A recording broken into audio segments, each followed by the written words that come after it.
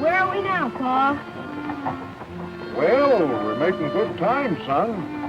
But we're not even to Pennsylvania yet. Is that near California? Nowhere's near California, son. We've been traveling a long time. Yep. It'll be 6 months before we get way out there. Maybe longer. It says here, these new railroads will get you off there pretty quick when they get them built. Oh, them railroads. Those railroads. Yeah, that's what I said. Doggone railroads. What good are they?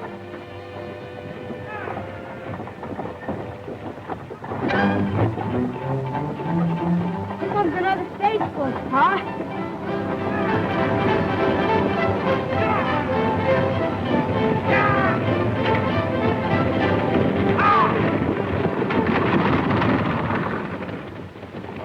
That's what I call traveling.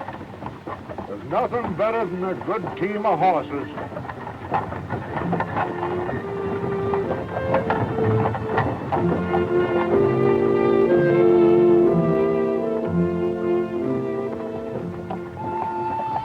Easy, boys, easy. Ma, look! The railroad! Oh, doggone railroad. Oh, there. Easy. Ready? Oh.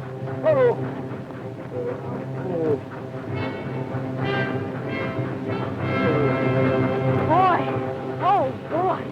Oh, there. Steady, boys. Easy. Oh. I'd like to ride in the railroad. What for?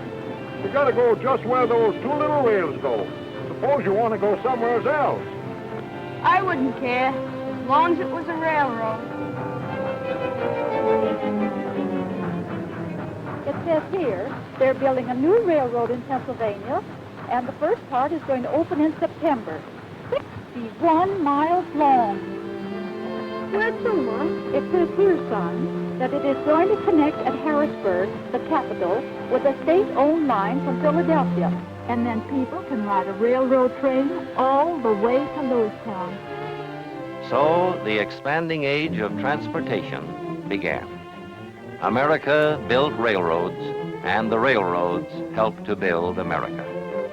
Soon, the 61 miles of track from Harrisburg to Lewistown extended west to Pittsburgh and east to the great seaport of Philadelphia. Commerce, agriculture, industry, people, all these followed the course of the railroad. And the towns along the route began to enjoy a new prosperity. Clear out west, by way of Pittsburgh. Never would have believed it. I'm sure it's moving fast. Why, I remember when the railroad got its start back in 1846. Took it quite a while to get to Lewistown. Yep, then to Pittsburgh. And now with connections all the way out west. Yes, sir. We sure are moving fast these days. Just a fad, gentlemen. Just a fad.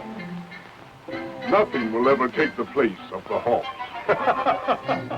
But America was on the march, and her railroads meant her progress. They set the pattern for a great and vigorous nation. By 1871, the little line that so proudly expanded west to Pittsburgh had already become a great and growing network, the connecting railroad link between the east and west coasts of a vast continent. Along with this progress, commerce increased throughout the nation. The folks out west now had access to the products of the east. Mrs. Pioneer was no longer isolated from the cities. She could dress in the same height of fashion as her sisters in the east. Oh, Ella, look. Aren't these lovely dresses? Yes, ma'am. That's the new issue of Godey's Ladies' Book.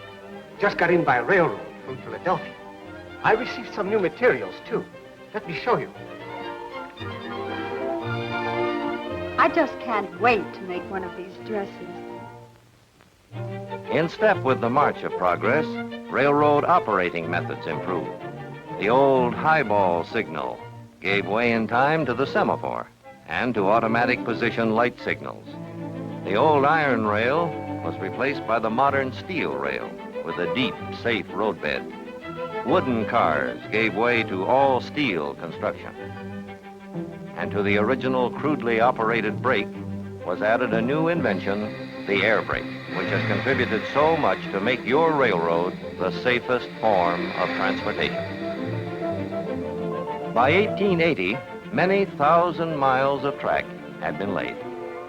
The progress of America and the progress of its railroads became one and the same thing. Electricity was harnessed to the railroad. Tunnels were dug under the Hudson River so trains could go directly to the heart of New York City. And Pennsylvania Station became a reality, serving in the last 10 years alone more than 757 million passengers. The all-rail link with New England and the South and West was established. Industrial America sprang up along the railroads. Factories and jobs, steel plants and more jobs, and foundries. Our agriculture, our mines, our great mills, and oil wells, the whole national economy tied together by sinews of steel. The original 61 miles of track from Harrisburg to Lewistown became a system whose network of tracks totals more than 26,000 miles. From one passenger train each day to more than 2,500 trains every day. From one freight train twice a week to more than 5,000 freight trains every 24 hours. And transporting freight is the biggest job of all. From farm and factory and mine, carrying food and finished products and coal by the trainload. Coal to furnish power for industry, heat and light for our buildings and homes. From one corner of America to the other, freight trains roll along, tying the nation together, keeping its business on the move, with railroads working as a team, making America a vast network of rails, a giant system for better and faster service.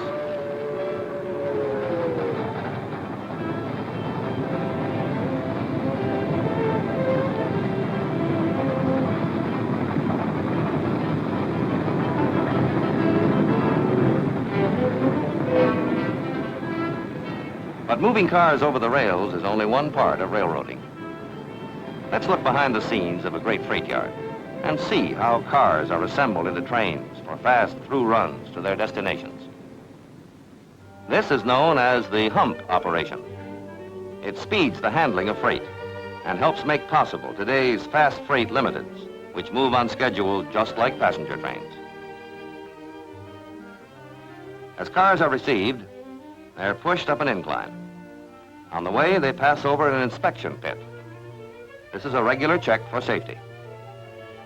As the cars reach the top of the incline, called the hump, they are uncoupled, sometimes singly, sometimes in groups.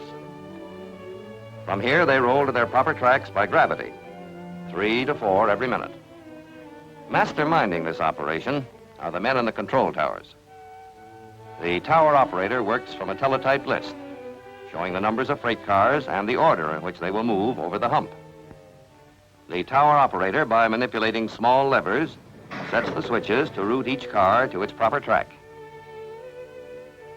Another set of levers controls retarders, which reduce the speed of the car.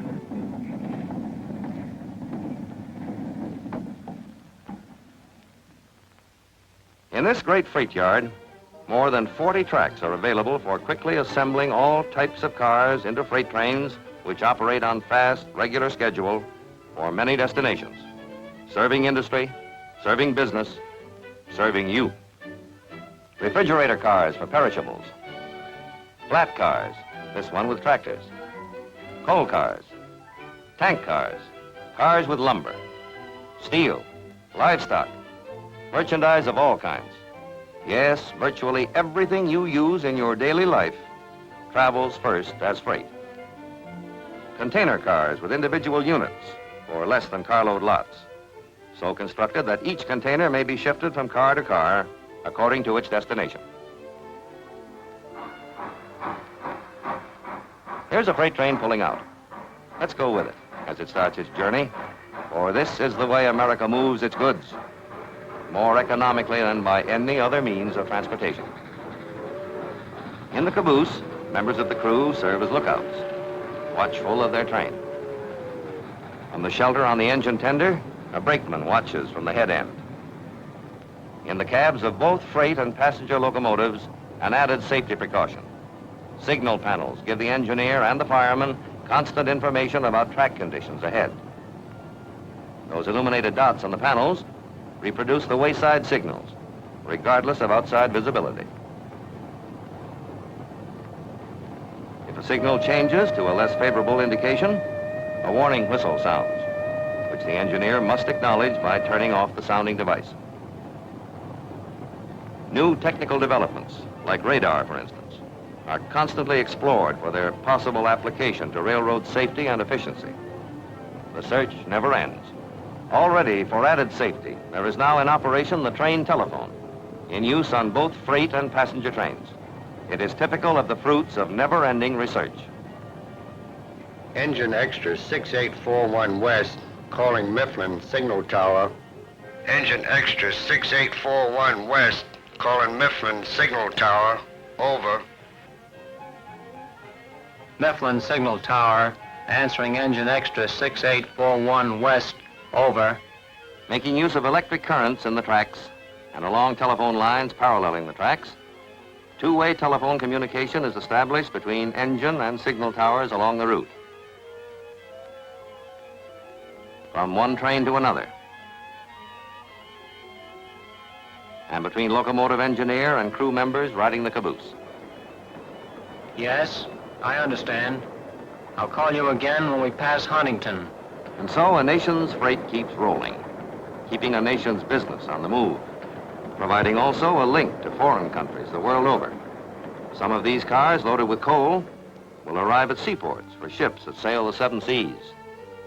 Others will go to inland ports for vessels that sail the Great Lakes.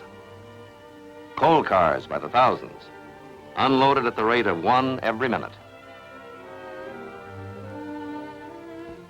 An ingenious device known as a pig pushes each car up the incline.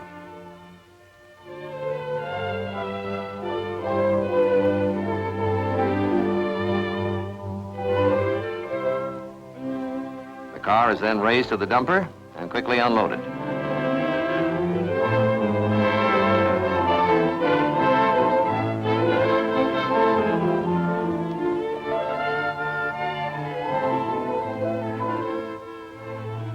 Other cars are destined for the car floats. At New York, for instance, much of the food and merchandise for the city is handled in that way. Cars loaded with wheat and other grains will find their way to the grain elevator for storage until the ship is ready to carry on the journey. Other cars carry ore and minerals. When iron ore arrives by ship, these giant unloaders pick up 17 tons in a bite and unload a vessel in a matter of hours. This is the vital material which feeds our great steel mills. Vital because steel is the basis of American industry.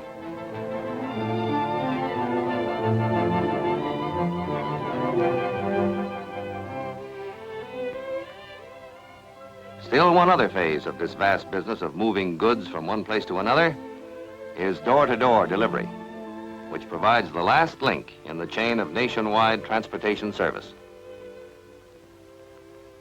But a railroad is not alone a thing of steel and cars and rails. There is something else, something that gives it warmth and life and vitality, something that makes it click. Railroad men and women. Yes, railroading is people constantly trained for their jobs to give friendly, efficient railroad service. Take Jim, for instance, an engineer on a cracked blue ribbon train. Jim's father was a railroad man, and Jim's boy wants to be a railroad man too. After his day with his family, Jim has a job to do. Let's go with him and see some of the 1,001 things that make a great railroad. Here is his locomotive, one of the biggest of a fleet of nearly 5,000 engines. It is brought out of the roundhouse, ready for its run. Its tender is filled with water and coal. And now it will be coupled to the train.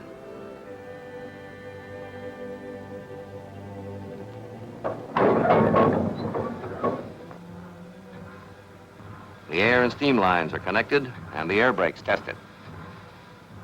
Meanwhile, you have bought your ticket. Perhaps you've made a reservation. The Reservation Bureau has it ready for you.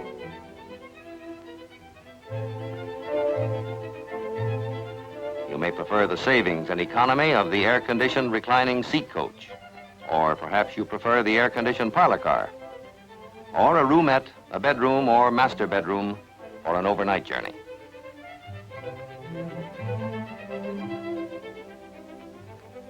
All aboard.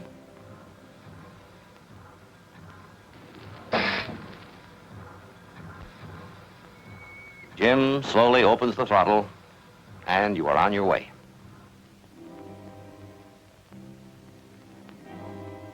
Meanwhile, from the signal tower that controls the maze of tracks and switches at every large terminal, Jim's route out of the station is lined up. The model board displays every track, switch, and signal light leading into and out of the area controlled by the tower. The movement of every train within the area is indicated by changing lights on the board. Here we can follow the course of Jim's train as it moves out of the station.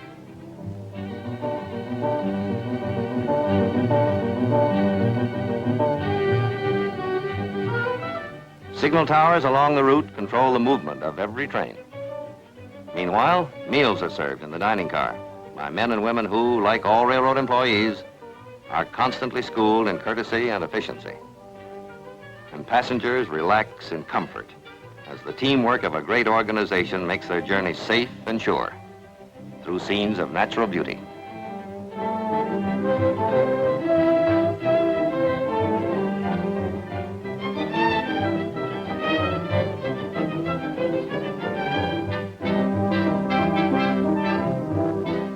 Today's trains, fine as they are about to be surpassed in beauty, comfort, and conveniences.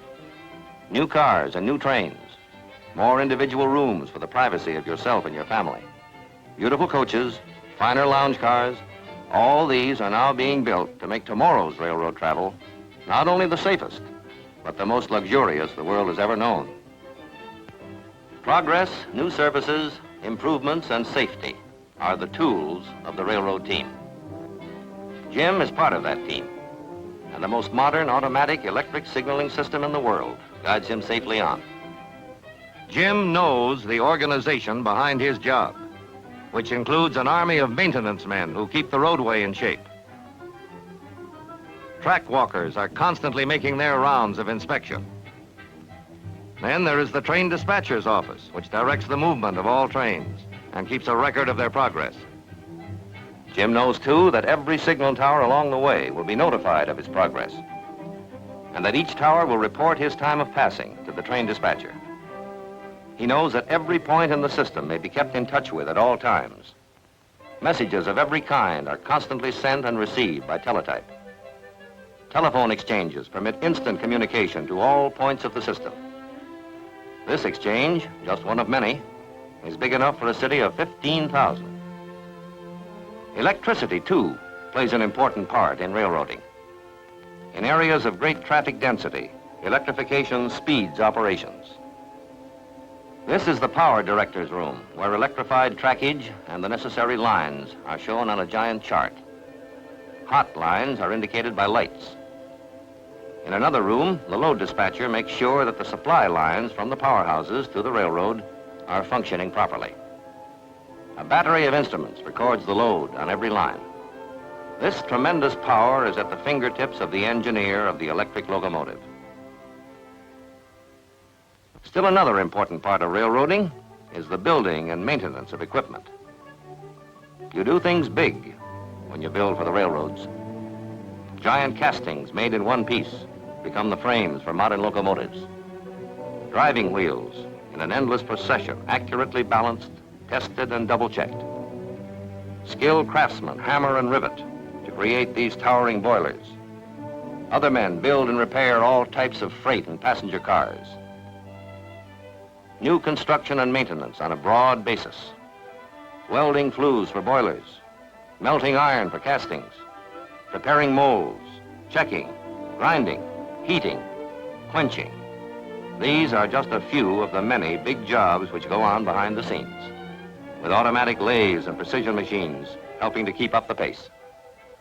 A small forging is needed. A bigger piece for a bracket on a freight car. A mighty chunk, the driving rod for a locomotive. And all this activity follows a well-thought-out pattern to keep countless projects going and progressing all the time in order to turn out the stuff that keeps the railroads rolling. When finally a newly designed locomotive has received its last coat of paint, it is ready for a run in the locomotive test plant, the only one of its kind in America, where every engine becomes a colossal guinea pig, and where it is put through tests which simulate every condition encountered on the road. Ready for a test run under its own power, slowly at first while the experts watch every move.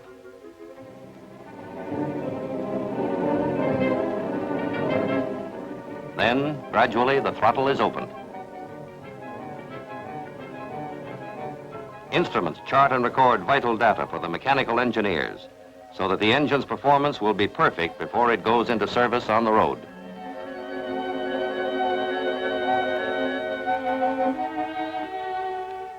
But let's go back to Jim. He has completed his run, which has taken him away from home overnight. He will rest now before his return journey in a railroad man's dormitory, built and operated by the railroad.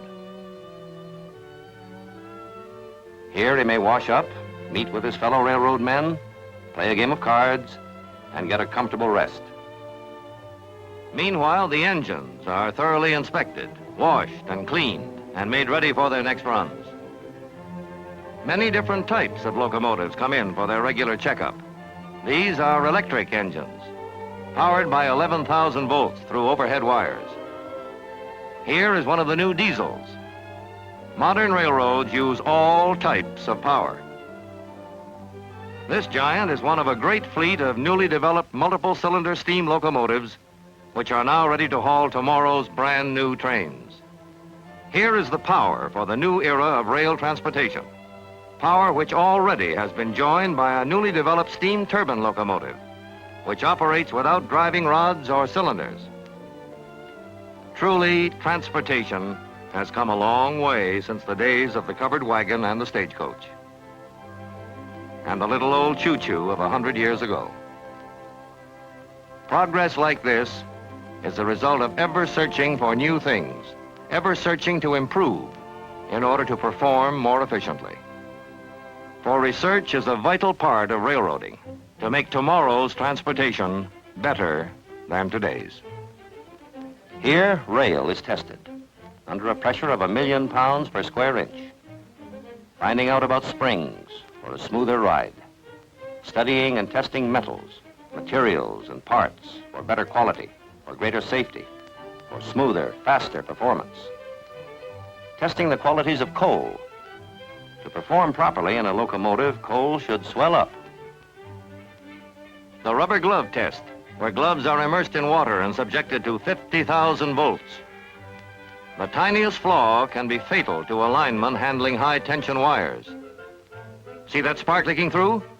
Rejected. Checking metals for defects. Electric currents and iron filings locate a flaw invisible to the naked eye. The headlight reflector test. Photoelectric cells measure its intensity on a white target to make sure that on a night run, the locomotive engineer will have a clear view of the track ahead. Yes, we do have a clear view of the track ahead, the track that leads us to the years ahead. For America has developed this transportation system that ties together our industry, our trade, our agriculture, our nation. Far beyond its own territory, its cars and trains travel over many connecting lines for uninterrupted journeys between the east and the north and south and west, between Washington, New York, New England, and Montreal. The north and the south, by many connecting lines, straight through without change. The east and the southwest, through the St. Louis Gateway, to the great cities of Texas, and over the border to Mexico City. The east and the far west, through the Chicago Gateway, a choice of routes connecting the Atlantic and Pacific without change of cars. Here is a transportation system permitting through passenger service without change. A service which had its beginning in 1852 and which has been steadily expanding ever since to serve us now and in the future. For this is the age of tremendous transportation needs, and mass transportation is therefore the keystone on which the progress of America depends. In the vanguard of that progress are the railroads, moving America's goods, its people, economically, swiftly, and above all, safely, ever at the nation's service.